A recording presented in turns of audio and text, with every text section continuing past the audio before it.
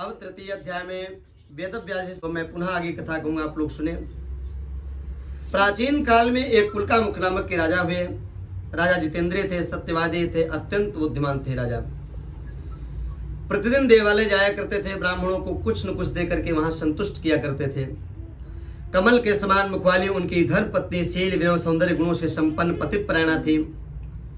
राजा एक दिन अपनी धर्म पत्नी के साथ भद्रशिला नदी के तट पर श्री सत्यनारायण का श्रेष्ठ व्रत कर रहे थे और उसी समय अनेक प्रकार की पुष्कन धनराशि से संपन्न एक साधु वणिक वहां आया और भद्रशिला नदी के तट पर नाव को स्थापित करके राजा के समीप गया। राजा को उस व्रत में दीक्षित देख करके विनय पूर्वक पूछने साधु ने कहा, राजन, आप भक्ति युक्त चित्त से आप क्या कर रहे हैं और इसके करने से किस फल की प्राप्ति होती है, इस समय हम सब आपके मुखार बिंदु से सुनना चाहते हैं। राजा बोले, साधु, मैं पुत्र आदि की प्राप्ति की कामना से मैं अपने बंधु वर्गों के साथ, सभी अपने इष्ट मित्र परिजनों के साथ बैठ करके मैं अतुल तेज संपन्न भगवान श्री हरि का व्रत एवं पूजन कर रहा हूँ। राजा की बात को सुनकर साधु ने आदर पूर्वक कहा, राजन, क्या इस विषय में मुझे सब कुछ आप विस्तृत तरीके से वर्णित करते हुए बताएंगे और आपके कथा अनुसार मैं व्रत एवं पूजन अवश्य करूंगा। हमारे भी कोई संतान नहीं है और इससे अवश्य ही संतान की प्राप्ति होती है, ऐसा विचार कर वह व्यापार से निवृत्त हुआ आनंद पूर्वक अपने घर गया और उसने अपनी भार्या से संतान प्रदान करने वाला इस सत्यव्रत को विस्तृत तरीके से वर्णित करते हुए बताया।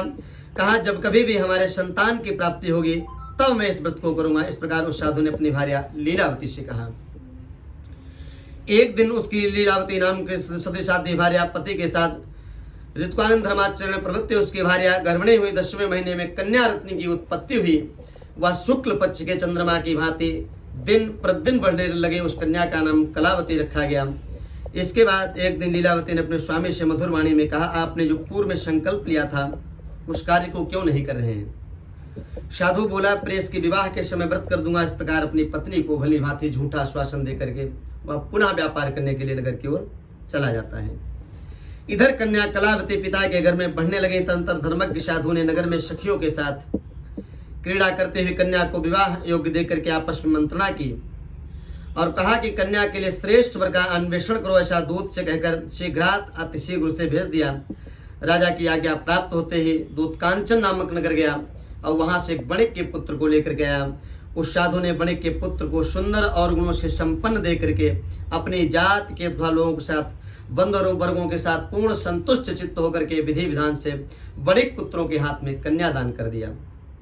और उस समय वह साधु वणिक दुर्भाग्य भगवान नारायण का उत्तम व्रत करना पुनः भूल जाता है और पूर्व संकल्प के अनुसार विवाह के समय न करने के कारण भगवान रुष्ट हो जाते हैं और कुछ समय के पश्चात अपने व्यापार क्रम में कुशल व साधु वणिक काल के प्रेरणा से अपने दामाद के साथ व्यापार करने के लिए समुद्र के समीप स्थित रत्नसारपुर नामक सुंदर नगर में गए और अपने श्री संपन्न दामाद के साथ वहां व्यापार करने लगे। और तंत्र वे दोनों राजा चंद्रकेत के रमणी उसी नगर में गए और उसी समय भगवान नारायण ने उसे भ्रष्ट प्रतिज्ञा दे करके इससे दारुण कठिन महान दुख होगा ऐसा श्राप दे दिया। एक दिन राजा चंद्रकेत के धन को चुराकर चोर वहीं से गुजर रहे थे जहां साधु वणिक ठहरे हुए होते हैं। राजा के धन को देख करके वे दोनों बंदी बड़े पुत्रों को बांध करके ले गए और बड़े ही हर्षपूर्वक दौड़ते हुए राजा से बोले, प्रभु, हमें 2 चोर पकड़ करके लाए हैं, इन्हें देख करके आप आज्ञा दे दीजिए। राजा की आज्ञा प्राप्त होते ही दृढ़तापूर्वक बांध कर बिना विचार किए गए महान कारागार में डाल दिए जाते हैं। और भगवान सत्यदेव की माया से किसी ने उन दोनों की बात बिल्कुल नहीं सुनी और उन भगवान के श्राप से वणिक के घर में भी भार्या भी अत्यंत दुखित हो गई। उनके घर में जो सारा का सारा धन था वह सब चोर चुरा ले गए। लीलावती सारिता मानसिक पीड़ाओं से युक्त अन्न की चिंता से दर दर भटकने लगी। कन्या कलावती भी भोजन के लिए इधर उधर घूमने लगी। एक दिन क्षुधा से पीड़ित कलावती एक ब्राह्मण के घर पहुंचती है। वहां जाकर के बैठ करके भगवान श्री सत्यनारायण के पूजन को देखा, बैठ करके कथा सुनी, वरदान मांगा। तंत्र प्रसाद ग्रहण करने के पश्चात कुछ रात्रि होने पर अपने घर पहुंचती हैं। तभी माता लीलावती ने कन्या कलावती से प्रेम पूर्वक पूछा, पुत्री, रात्रि में तुम कहाँ रुक गई थी, तुम्हारे मन में क्या है? इस प्रकार व्यंग भरे शब्द माता ने अपनी पुत्री से कहे। तभी कन्या कलावती ने कहा, माँ, मैंने एक ब्राह्मण के घर में मनोरथ प्रदान करने वाला सत्य व्रत देखा है और उस कन्या की बात को सुनकर के वणिक की भी भार्या भी व्रत करने के लिए उद्यत हुई और प्रसन्न मन से उस साध्वी ने अपने बंधु वर्गों को बुलाकर, अपने सभी इष्ट मित्र परिजनों को बुलाकर विधि विधान से भगवान श्री सत्यनारायण का व्रत किया। तो सुंदर इस प्रकार प्रार्थना की, भगवान हमारे पति और एवं जामाता के अपराध को आप क्षमा करें। ऐसा कहकर बारंबार प्रणाम करके महान शोक से आकुल हो जाते हैं। और उन्होंने, भगवान ने नृपश्रेष्ठ चंद्रकेतु को स्वप्न में दिखाया और स्वप्न में कहा, नृपश्रेष्ठ प्रातः काल उन दोनों बंदी वणिक पुत्रों को छोड़ दो और जो भी धन तुमने लिया है वो भी लौटा दो, अन्यथा राज्य धन एवं पुत्र से तुम्हारा सर्वविनाश कर दूंगा। राजा से स्वप्न में कहकर भगवान नारायण वहीं पे अंतर ध्यान हो जाते हैं। और इसके अनंतर प्रातःकालीन वेलायाम राजा ने अपनी नित्य नैवेद्य की दिनचर्या करने के बाद एक सभा बुलाई और उस सभा के मध्य में बैठ करके अपना स्वप्न बताया और कहा कि दोनों बंदी बड़े पुत्रों को शीघ्रात अतिशीघ्र मुक्त कर दिया जाए। राजा की ऐसी बात को सुनकर वे राजपुर दोनों महाजनों को बंधन मुक्त करके राजा के सामने विनय पूर्वक बोले कि महाराज, वेणी बंधन से मुक्त करके दोनों बंदी बड़े पुत्र लाए जाते हैं। इसके बाद दोनों महाजन बड़े पुत्र ने श्वेत चंद्रकेतु को प्रणाम करके अपने पूर्व वृत्तांत का स्मरण करते हुए भय विवल हो जाते हैं, बड़े घबराए हुए होते हैं, कुछ न बोल सके।